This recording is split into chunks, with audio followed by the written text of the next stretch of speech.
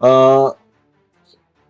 आज यहाँ पर प्रेस कॉन्फ्रेंस लेने की सबसे बड़ी वजह यह है कि 2025-26 के बीएमसी चुनाव डिक्लेयर हुए और हम लोग वार्ड नंबर 15 से AIMIM पार्टी से हम लोग कंटेस्ट कर रहे हैं इस इलेक्शंस को। यह ऐलान करने के लिए आज हम लोगों ने प्रेस कॉन्फ्रेंस ली है।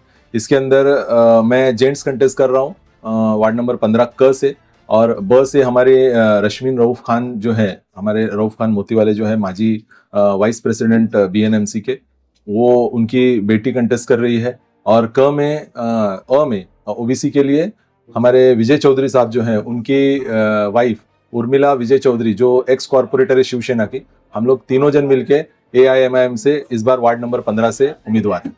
इमरान भाई, आप MIM के उम्मीदवार एज अ सदस्य, एज अ उम्मीदवार है यहाँ पर। सुनने में ये आ रहा है कि MIM के लिए कई लोगों ने फॉर्म की मांग की थी, लेकिन उनका ये आरोप है कि MIM का फॉर्म उनको देने के लिए बोला गया मगर उनको दिया नहीं गया। तो कौन जिम्मेदार है इन सब चीज़ों का और ये क्या मामला था, इसके बारे में कुछ जानते हैं आप? हाँ जी, बिल्कुल जानता हूँ मैं। MIM के इच्छुक जो फॉर्म थे वो भरे गए थे सैफ पठान साहब जो थाना जिला के जिम्मेदार हैं उनके पास में।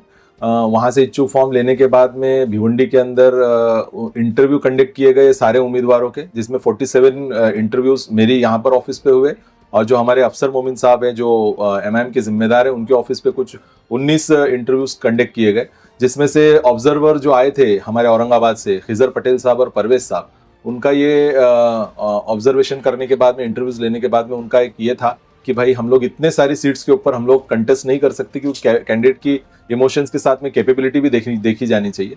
तो उनका ये डिसीजन था कि हम लोग सिर्फ 3 या 4 प्रभाग के अंदर इलेक्शन लड़ाएंगे। तो 3-4 प्रभाग जो उन्होंने डिक्लेयर किए, ward number 15, ward number 5, ward number 12 और वार्ड नंबर 11, वार्ड नंबर 10, 11 में नहीं 10 में, और एक कैंडिडेट जो है अफरोज, उसको वार्ड नंबर 7 से एक सिंगल सीट दिया गया है। बैकग्राउंड देखिए, जो मेरा बैकग्राउंड तो सारे प्रेस वाले जानते ही हैं। मैं महाराष्ट्र दक्कन मुस्लिम सेवा संघ का प्रेसिडेंट हूँ और दक्कनी समाज के लिए मैं काम करता हूँ।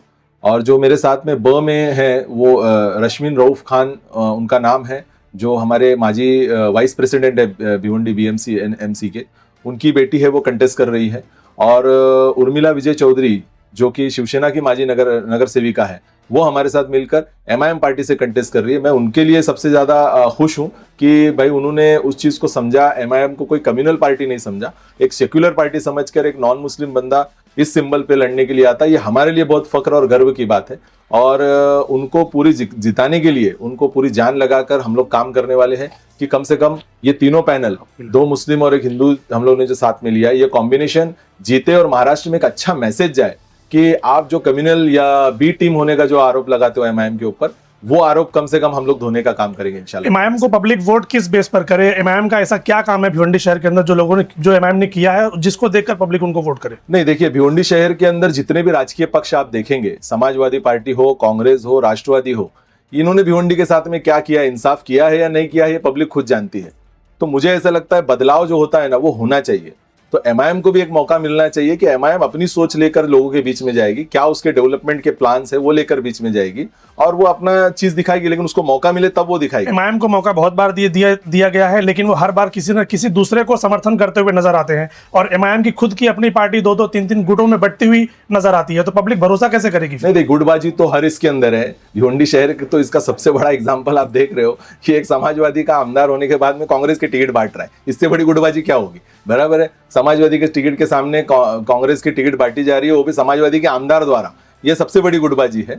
ठीक है, छोटी छोटी बातें हर पार्टियों में रहती है। आपने कहा मौका और हमेशा दूसरों को समर्थन करती है पार्टी, तो मैं इस पे ये कहूंगा कि भाई अभी तक पार्टी BMC MC के अंदर नहीं गई, किसी भी एक कैंडिडेट अभी तक जीत के नहीं गया, ना आमदार बनाए यहाँ से, ना नगर सेवक बनाए, तो उनको मौका मिलना चाहिए, वो अपना एक आइडिया ऑफ डेवलपमेंट क्या है वो बताए। वार्ड नंबर 15 के अंदर पिछले 10 साल से शिवसेना का नगर सेवक है एक, और दूसरा जो नगर सेवक है वो 15 साल से या 20 साल से यहाँ पे शिवसेना का नगर सेवक है। इसके पहले कांग्रेस को भी मौका मिला है यहाँ पे। लेकिन आप अगर पूरे वार्ड के अंदर सर्वे करेंगे और पूरे वार्ड के अंदर घूमेंगे, तो जो बेसिक इंफ्रास्ट्रक्चर है वो भी डेवलप नहीं है वार्ड के अंदर। तो वार्ड तो पूरा खस्ता हालत है, कहीं ना कहीं किसी भी पार्टी ने कोई काम किया नहीं है यहाँ पर। तो ये मौका हम लोग को मिलना चाहिए। तो हम लोग बेसिक इंफ्रास्ट्रक्चर हो गया, एजुकेशन के ऊपर हो गया, फिर बाद में आरोग्य के ऊपर हो गया, ये सारे काम हम लोग करने की कोशिश करेंगे हम लोग।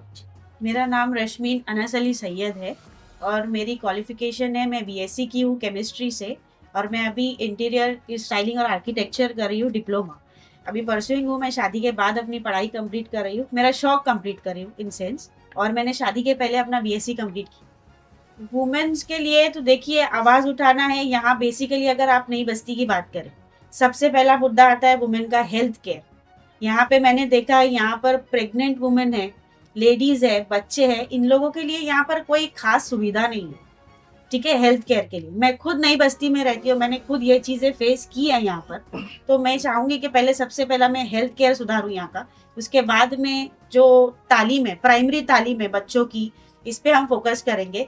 गर्ल्स की तालीम पर ज़्यादा फोकस करेंगे हम, कि जो बच्चियाँ पढ़ना चाहती है पर जो आगे पढ़ नहीं पाती, चाहे गरीबी से हो, चाहे उनके घर के हालात ठीक नहीं हो। मैंने अभी यहाँ पे देखा है कि कुछ बच्चियाँ अपनी आधी तालीम कंप्लीट करके कंपनी में काम करने जाती है और अपना घर चलाती है।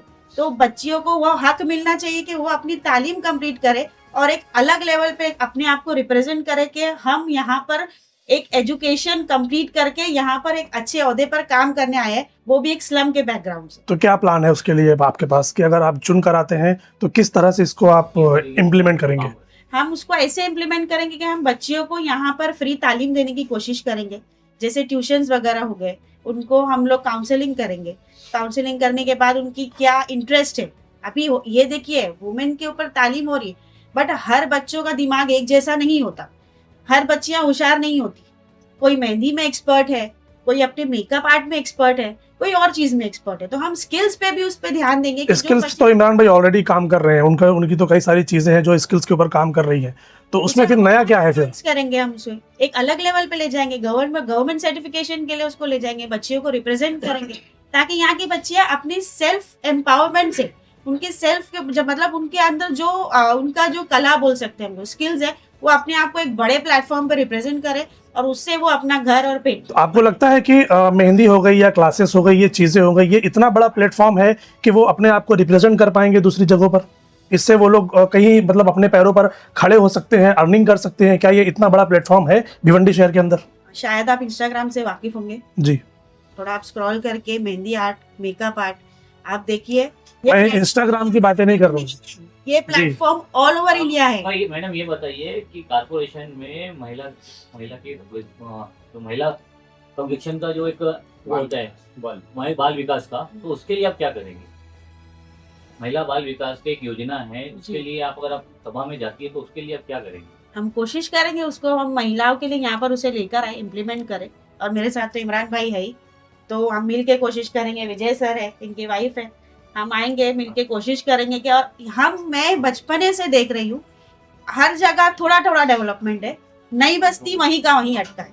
यहाँ लोग आते हैं, बच्चे पैदा होते हैं, बड़े होते हैं, एक टाइम बाद में आने के बाद में बच्चों का यहाँ पे कोई फ्यूचर नहीं होता। तो हम वो फ्यूचर प्लानिंग करेंगे आगे चल के बच्चों के लिए, कि ताकि यहाँ पे जो बच्चे हैं, लड़के भी और लड़कियां भी, ये बढ़ के एक ऐसी जगह पहुंचे जहाँ जाके इनको एक अच्छा और साफ रोजगार मिले। मैडम राजनीति को सही नहीं माना जाता। जी। मुस्लिम फैमिली में एजुकेटेड है, क्वालिफाइड है, जी जैसा आपने बताया कि इंटीरियर डिजाइन करके आपने रखी है, जी। ठीक है। उसके बाद घर से पॉलिटिक्स में आना, किसका प्रेशर था? हस्बैंड का, ससुर का या किसी और का? प्रेशर तो कुछ भी नहीं था। मेरा पॉलिटिकल बैकग्राउंड मेरे अब्बा से रहा है, मेरे बड़े अब्बू से रहा है, उन्होंने बहुत काम किया हुआ है, इसमें प्रेशर की कोई बात नहीं है। देखिए इंस्पिरेशन होता है, बट इंस्पिरेशन से कुछ भी नहीं होता। हम जब तक वहाँ रहेंगे, वहाँ के मसले देखेंगे तो ही उसे सॉल्व कर पाएंगे। और मैं उन्हीं में से हूँ, मैं एकदम सर्वसाधारण महिला हूँ, मैं नई बस्ती में रहती हूँ, मेरे भी बच्चे हैं, मैं भी घर गृहस्थी संभालती हूँ। बट अब वक्त है कि उसको बाहर आए अपन और यहाँ की महिलाओं को सपोर्ट करें और उनकी ज़िंदगी बेहतर बनाने की हम कोशिश करेंगे इंशाल्लाह। मेरा नाम विजय चौधरी, मेरी मिसेस का रहने वाली है उर्मिला चौधरी। हम परित शिवसेना के बीनूराज नगर सेवक थे। हमारा एक नई बस्ती चुनाव लड़ने का एक मकसद था। हमने नई बस्ती के लिए स्कूल के लिए 21 गुंठा जगह फ्री में दी है, नगर पालिका स्कूल के लिए, मंदिर के लिए दी है जगह। हमारे गौतम कुमार मस्जिद है, उनको हम सहकार्य किया, चर्च के लिए सपोर्ट किया। हम जाति भेद कभी मानते नहीं। और ये MIM इमरान भाई ऐसा कुछ हमारे ये नहीं, एक हमारी अच्छी दोस्ती के हिसाब से इमरान भाई के साथ हम आए और बस्ती का विकास करने का, हमको कुछ पार्टी ले देखने का नहीं। ये 25 साल से बस्ती में कुछ काम नहीं हुए। आज ये उर्दू 68 नंबर उर्दू स्कूल के पास इतना कचरा रहता था, कोई जा नहीं पाते थे, लेकिन हम खुद के पैसे से उधर काम किया, अच्छा किया। इलेक्शन के बाद क्या उम्मीद आपको लग- क्या उम्मीद? क्या उम्मीद लग रही है सर आपको? उम्मीद तो है हम चुन के जरूर आएंगे और बस्ती को अच्छा विकास करेंगे।